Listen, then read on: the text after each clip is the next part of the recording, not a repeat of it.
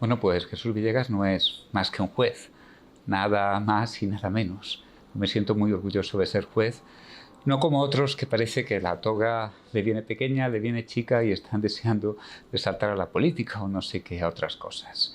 Soy juez desde hace, me parece que 22 o 23 años ya, y mi involucración en este movimiento por la independencia judicial pues no es algo que se me haya ocurrido a mí, es que hace ya más de una década pues hubo un gran movimiento dentro de la Judicatura española, lo que se conoció como el movimiento 8 de octubre, porque se firmó un manifiesto por la despolitización de la justicia que lo suscribieron unos 1.500 magistrados. Fue un momento de entusiasmo colectivo y yo fui uno de esos signatarios. Ese es el principio de todo.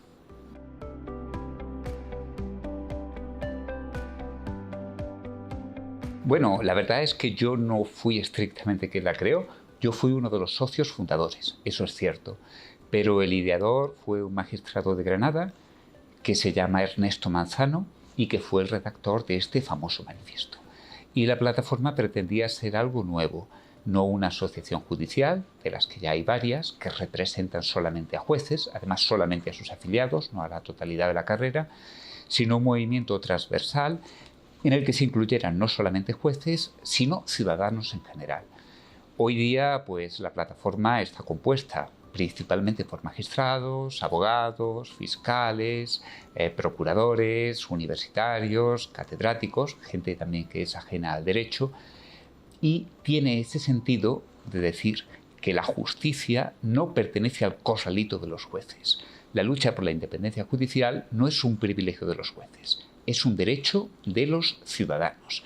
Y bueno, esos son los objetivos de la plataforma.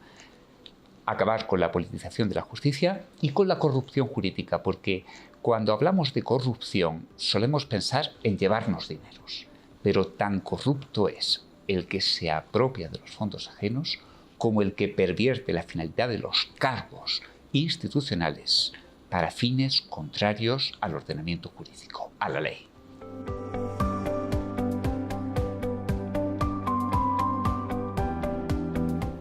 Bueno, es una cuestión muy delicada. Los jueces no podemos tener sindicatos y las asociaciones judiciales de alguna manera son un sucedáneo de esos sindicatos. Desempeñan una labor muy importante en la defensa de nuestros intereses profesionales, porque los jueces somos un poder del Estado, es verdad, pero también somos funcionarios públicos, trabajadores, empleados. Y tenemos una serie de derechos profesionales que hay que defender. La gente piensa, bueno, como es un poder del Estado, el juez será como un ministro o un diputado. Nada más lejos de la realidad. Nosotros tenemos que acudir a nuestro puesto de trabajo, tenemos que cumplir con unas exigencias de productividad en calidad y cantidad y estamos sujetos a una supervisión profesional y hay un montón, una gran cantidad de asuntos profesionales como retributivos, vacaciones, permiso, condiciones de salubridad, de seguridad en el trabajo, etcétera, que tienen que ser promovidos y defendidos. Y yo entiendo que ese es el papel de las asociaciones judiciales. Pero las asociaciones judiciales se pervierten cuando desempeñan un papel político. Y ha sido tradición que algunas de las asociaciones hayan tenido una etiqueta conservadora o progresista. Esto las ha llevado a que incluso algunos las califiquen como apéndices, como tentáculos de determinados partidos políticos, lo cual es verdaderamente devastador. ¿Por qué?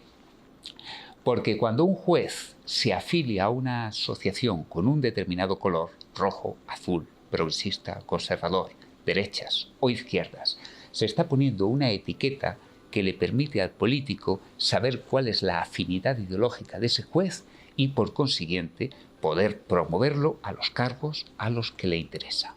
Así es un mecanismo muy peligroso de herraje ideológico que estabula a los jueces en ganaderías políticas.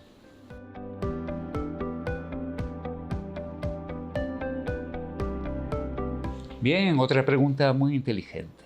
Ahora hay un dogma de lo políticamente correcto, elaborado por los que están en los aledaños del poder, que dice, es una expresión bastante cacofónica, que dicen, hay imagen de politización, apariencia de politización. pero no hay politización. Mentira, así de claro. En los estratos superiores de la carrera judicial, claro que hay politización. Son elegidos directamente los altos cargos por los políticos.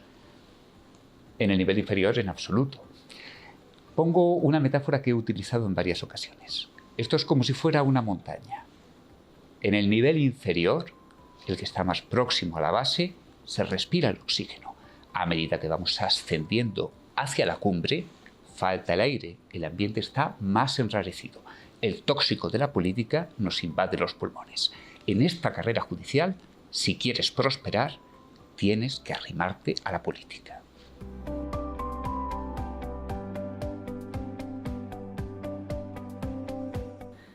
Bueno, vamos a ver, eso es una pregunta que es mucho más fácil de responder de lo que parece. Si preguntamos cómo se puede bajar la inflación, aumentar el paro, disminuir la delincuencia, pues es algo muy complejo.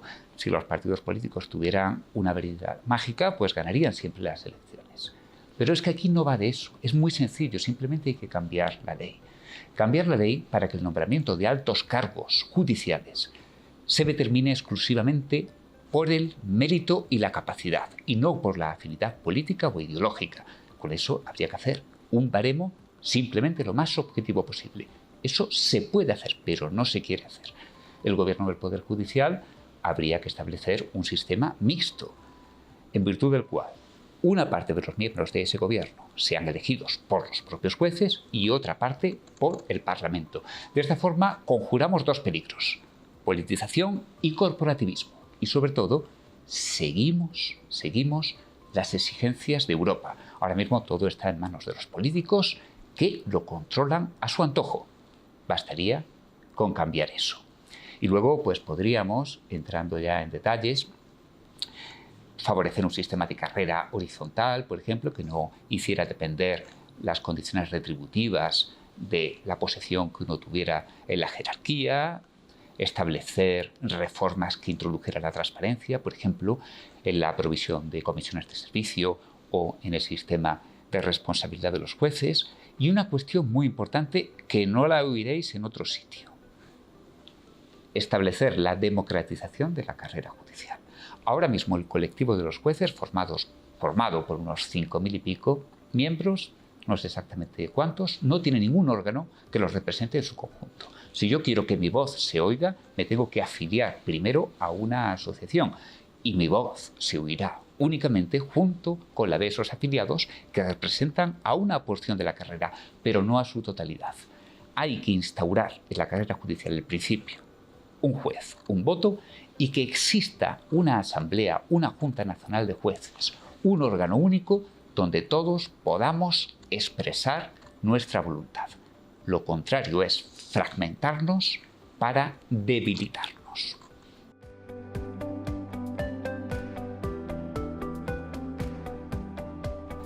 A ver, como ya he sugerido antes, España ahora mismo es una anomalía en Europa, porque la gran cantidad de los países de la Unión Europea, bueno, en la Unión Europea creo que todos, salvo Polonia y Hungría, pues el órgano de gobierno de los jueces, el Consejo de la Judicatura, de la Magistratura, como se llame en cada uno de los países, pues tiene una composición mixta.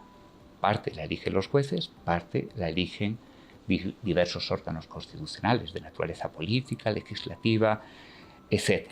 Nosotros somos una anomalía porque todo está en manos de los políticos.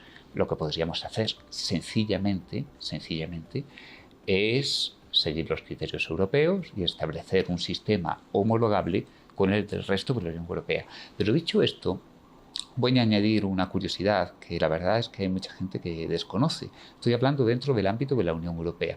En otros países de Europa y del mundo anglosajón en general, y ya saltamos a lo que es la anglosfera, hablamos de Reino Unido, Estados Unidos, todos los países de la Commonwealth, ahí no hay independencia judicial ninguna. Simplemente los jueces dependen del gobierno y punto.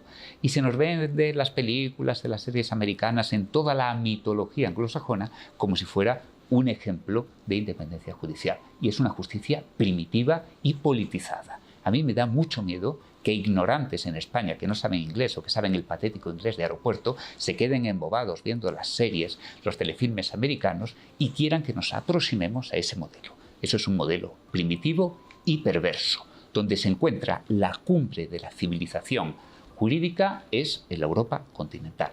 Y ahí es donde nosotros tenemos que mirar.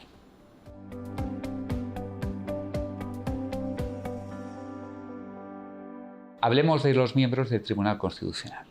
Antes de nada, una clarificación conceptual. No son jueces, son magistrados. Magistrado es un concepto muy amplio que es sinónimo de cargo público. El rey es un magistrado, un alcalde es un magistrado. Esos señores no son jueces, no pertenecen al Poder Judicial. Y dicho esto, es una muestra del intercambio de cromos. ¿Por qué? Porque se sientan los políticos en una mesa y, como si fueran taúres en un casino, van moviendo sus fichas coloreadas de rojo o de azul. Es muy interesante que los miembros del Tribunal Constitucional no se consideren aisladamente, sino en un paquete mayor en el cual está el Defensor del Pueblo, el Tribunal de Cuentas, etc. De tal forma que se produce la paradójica situación que para evaluar si un candidato reúne el mérito y la capacidad suficientes, hay que compararlo con el de un órgano que no tiene nada que ver. Pertenecer al Tribunal Constitucional está en función de quién pertenezca a la Defensoría del Pueblo o a otro órgano. De verdad, es una falta de respeto. Es algo que no podemos tolerar.